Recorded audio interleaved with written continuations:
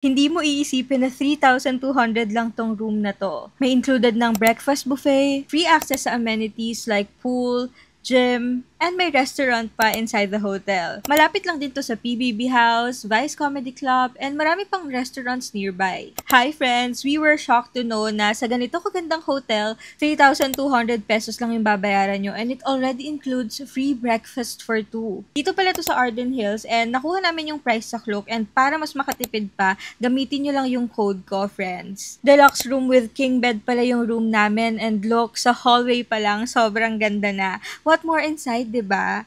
We have this spacious room with lounge. And thank you, Arden Hills, sa masarap na welcome treats. We have a comfy king bed, nightstand, vanity area, smart TV, and malaking cabinet and safe. And I didn't know na kailangan ko pala ng light inside the cabinet kasi nakaka-help pala talaga siya sa paghahanap ng gamit. May full body mirror din sila dito. Included na rin yung toiletries for your stay. And I really love their bathroom. Sobrang ganda, friends, with the mirror lights, shower, sink, and ang linis pa. The amenities are indoor pools, fitness center, salon and spa, kids playroom, and meeting or events room. You don't need to worry about the food kasi may on-site dining sila and sobrang nagustuhan namin yung dinner namin dito.